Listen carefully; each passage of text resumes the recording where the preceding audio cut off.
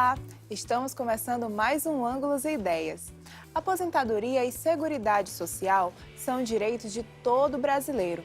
Para isso, existe a Previdência, que, como sabemos, é um seguro social com o qual o trabalhador contribui para ter uma segurança financeira no futuro. Pois é, mas como todos sabem, está tramitando uma proposta de reforma previdenciária, como parte do plano de ajuste fiscal do atual governo. Uma pauta que vem dando o que falar. De um lado, temos a fala do governo, de que o país gasta muito com aposentadorias e pensões, e que, de acordo com os dados do governo federal, estaria causando um rombo crescente que comprometeria a manutenção dos benefícios previdenciários. Do outro lado, temos a reivindicação de setores da sociedade garantindo que esse rombo, na verdade, não existe. Diante de todas essas questões, no Ângulos e Ideias de hoje, vamos tentar entender melhor o que a reforma da Previdência representa para o futuro dos nossos benefícios sociais. E para conversar com a gente um pouquinho mais sobre isso, trazemos hoje o gestor financeiro Lorival Souza, o membro da Executiva Nacional CSP com Lutas, Saulo Arcangeli, e o coordenador do IEPREV do Maranhão, Cláudio Estevão. O Ângulos e Ideias já está no ar.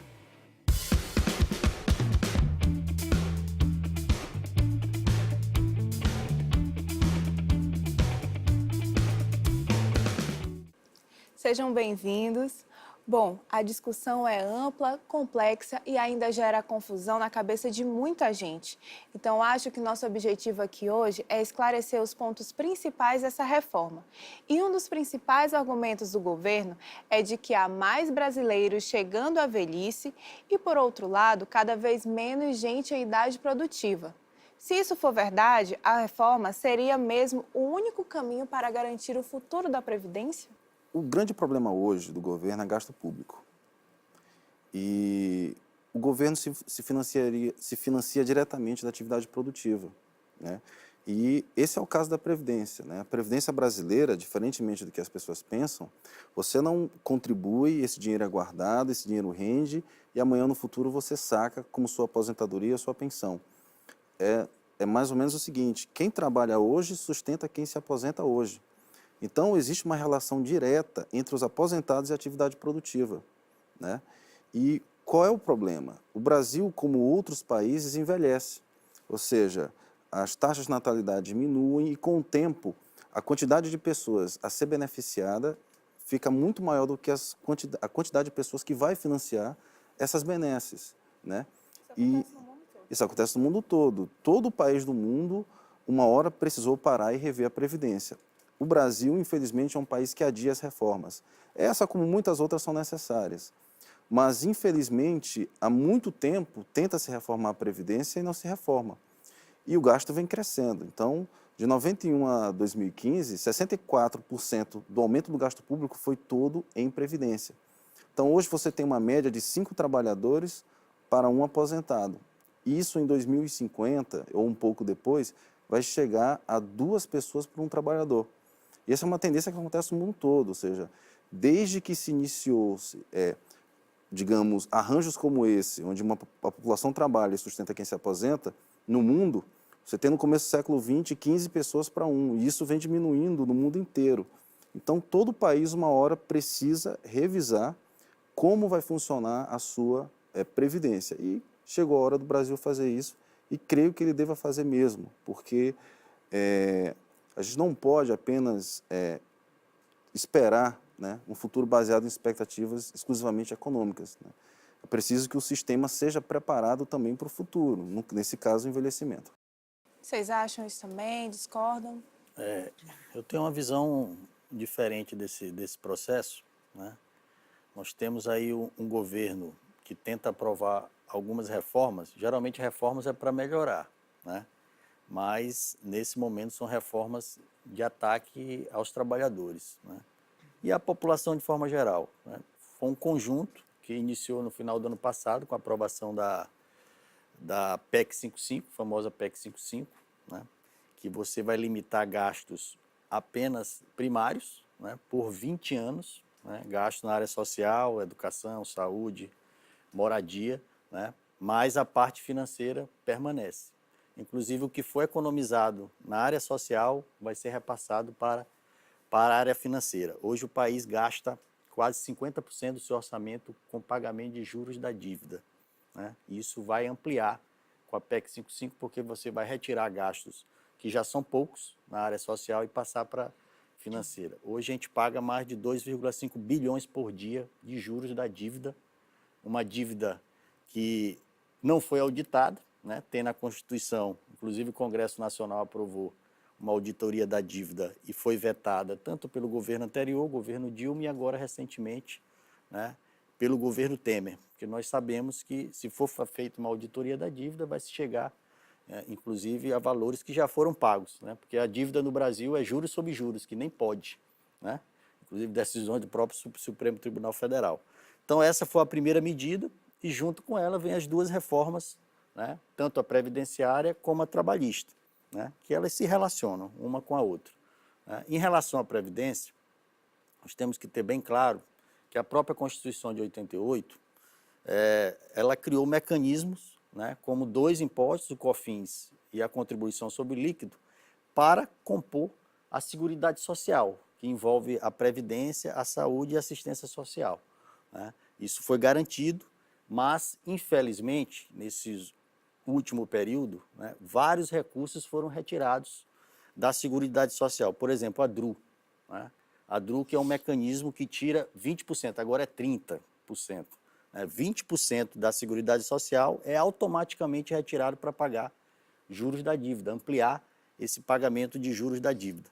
Né? Por exemplo, em 2015, só com esse valor foram 60 bilhões retirados, né?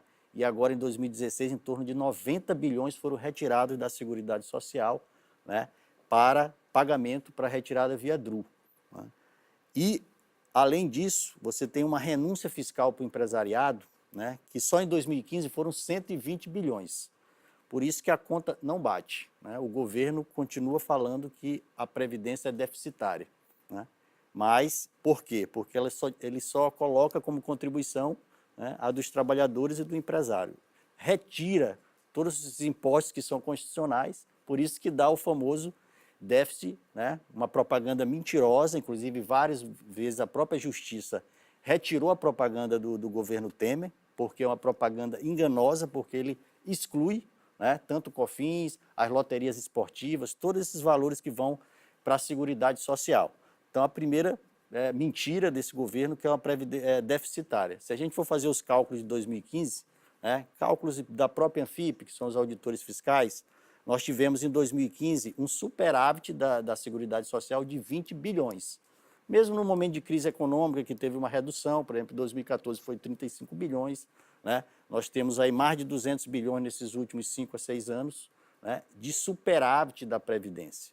Né? Então, a Previdência não tem como se está colocado um déficit. Né? Então, mais uma vez, é uma reforma que vai limitar direitos dos trabalhadores. Os trabalhadores, muitos que não estão no mercado de trabalho, não vão se aposentar, né? Porque a gente sabe que o mercado de trabalho brasileiro, você tem uma alta rotatividade, né?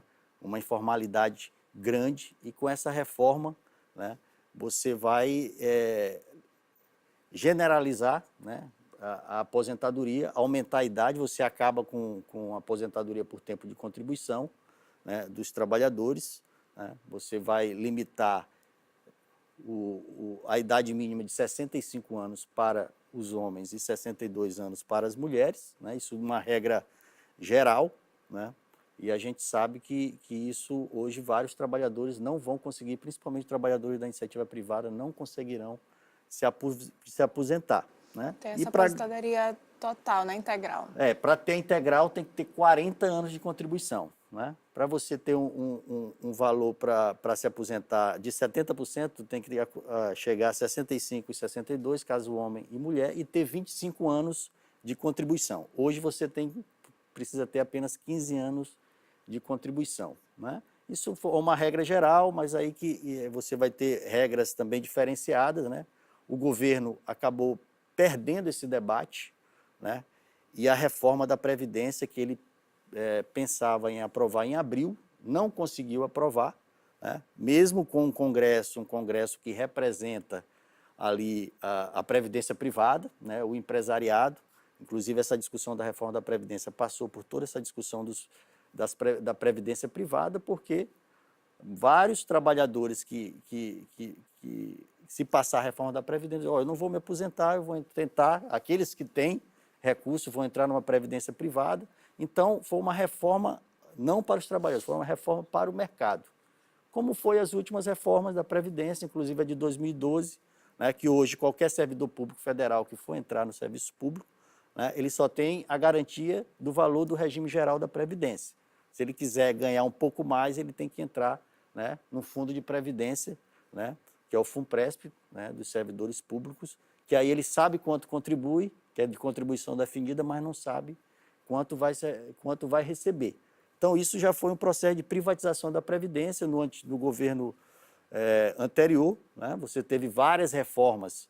Você teve a reforma da Previdência do Fernando Henrique, em 98, você teve a reforma da Previdência do Lula, em 2003, depois você teve uma regulamentação a partir de 2012. Então, você teve, nesse último período, várias reformas, né, que demonstram que são reformas para, basicamente, atacar os trabalhadores e, toda vez, né, você faz uma reforma que, na realidade, não tem essa perspectiva de reformar, por isso que a gente chama que é uma contra-reforma, né, diante de todos os dados que estão colocados, né, e a Seguridade Social tem que ser um dever. Eu acho que todas as pessoas, principalmente num país onde você tem as piores condições sociais, né, você fazer uma reforma que os trabalhadores não vão conseguir realmente se aposentar, né, você, mais uma vez, é um ataque aos trabalhadores e trabalhadoras desse país.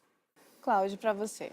Isso, eu concordo plenamente com o que o Saulo falou, entendeu? A situação realmente é essa, o governo tenta nos passar principalmente para a população brasileira que a Previdência está em déficit, tem um déficit gigantesco, e não é verdade, como o Saulo falou, eles só colocam ali as receitas de contribuição dos trabalhadores, mas não colocam todas aquelas receitas que vêm de outros impostos. Não, aí já vem, se você tem uma coisa que você afirma que ela é deficitária, como é que você vai tirar 30% dali? Para desviar para outros gastos públicos, como para pagar a dívida, que é a DRU, que o Saulo se referiu aqui ainda há pouco. E outra coisa, tem outros 2 pontos que tem que ser tocados também. O primeiro é que em diversos países desenvolvidos, a Previdência ela não é superavitária, ela é deficitária mesmo, porque ela é para ser deficitária, porque o governo tem que investir dinheiro ali mesmo. Entendeu? E a do Brasil, a brasileira, com toda essa situação, a gente ainda vê que ela é superavitária. Ela ainda tem um superávit que, na verdade, em regra, em alguns países desenvolvidos, nesse superávit se tem na própria Previdência. E a outra situação é que o governo nos apresenta uma proposta de reforma da Previdência com a PEC 287, que em nenhum momento, isso é um questionamento de diversos institutos, da própria Anfip, foi acompanhada, Lorival, dos cálculos atuariais. Em nenhum momento o governo apresentou esses cálculos e diversos institutos já tentaram de várias maneiras que o governo fizesse esses cálculos atuariais, que são cálculos que vão realmente definir os riscos e as projeções da Previdência. Então, hoje, se você tem, por exemplo, que vai definir um valor de um seguro de carro, de um plano de saúde, que são coisas que estão ligadas a um risco, a uma projeção, são esses cientistas atuariais que a gente chama que vão realizar esses cálculos. E o governo, em momento nenhum, apresentou esses cálculos. Todo o tempo colocando a questão do déficit, que na verdade não existe. Então, eu concordo com o que o Saulo falou, é uma contra-reforma, são medidas muito duras com o trabalhador brasileiro, muita gente não vai conseguir se aposentar. Por outro lado, vai tirar mais ainda o trabalhador da Previdência, porque quem é facultativo, a gente tem hoje a figura do contribuinte facultativo, que ele contribui para se aposentar mais tarde, mas ele não é obrigatório porque ele não é empregado. Às vezes ele é autônomo, ele tem uma atividade que ela não é obrigatória, mas ele realmente ele é facultativo, ele contribui. Essa figura, ela provavelmente vai diminuir bastante, porque a pessoa vai fazer os cálculos ali, vai fazer algumas projeções, vai dizer, eu não vou conseguir me aposentar. Então, eu não vou contribuir para a Previdência, eu vou, não sei, guardar meu dinheiro em um banco, eu vou fazer uma Previdência privada, eu vou investir em uma outra coisa. Então, isso, de certa forma, ainda vai tirar pode tirar mais ainda valores da Previdência. Mas vocês acham que essa questão o envelhecimento populacional, vocês acham que isso não é uma realidade por enquanto brasileira? Não, o envelhecimento, sem dúvida nenhuma, o envelhecimento ele é a realidade brasileira, ele é a realidade brasileira, mas é por isso que nós não somos, eu enquanto representante de um instituto, enquanto advogado, eu não sou totalmente contra uma reforma. Eu até concordo que ela pode haver, que ela é necessária, mas não nos moldes em que ela é apresentada hoje. Tem que ser uma reforma madura, que seja acompanhada de cálculos autuariais, de realmente demonstrando a realidade da Previdência, que não é deficitária.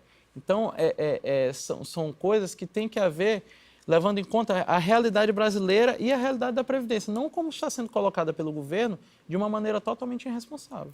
Porque mesmo aumentando a expectativa de vida, né, inclusive o próprio governo apresenta dados de vários países, da Itália, do Japão, né, que você tem hoje a Previdência 65 anos, mas a expectativa de vida passa de 80 anos. Isso não é a expectativa de vida do povo brasileiro. Se tu vem numa realidade do Maranhão, tu não consegue chegar nem aos 65. Né? E é uma reforma dura em vários aspectos em relação às mulheres, né? Que você sabe, você vive uma sociedade machista, né? E que o governo trata as mulheres, essa questão de 5 anos a menos, como uma distorção. Né? Então, um governo extremamente machista, né? E queria, inclusive, aumentar ainda mais a idade das mulheres para se aposentar.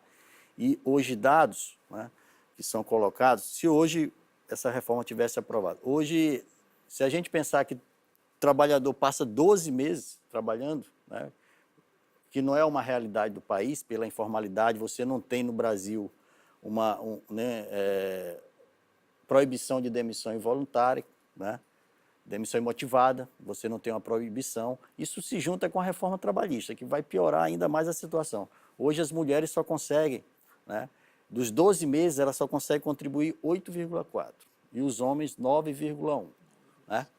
Que é isso que se apresenta. Então, é um duro ataque, principalmente às mulheres, né, que também vem na reforma trabalhista, né, que coloca que as mulheres grávidas e as mulheres que estão em amamentação podem trabalhar em ambientes insalubres, né, mas essa reforma faz um duro ataque às mulheres e principalmente trabalhadoras rurais.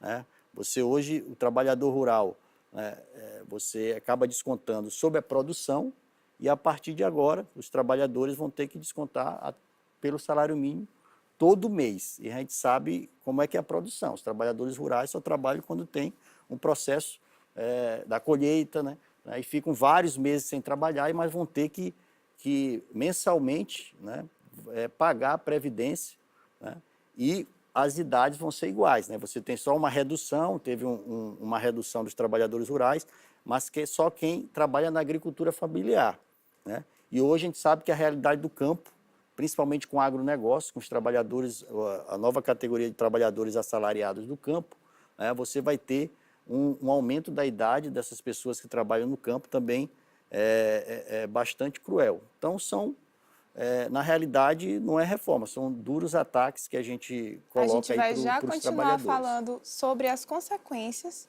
dessa reforma, mas agora a gente vai fazer um intervalo e volta já já.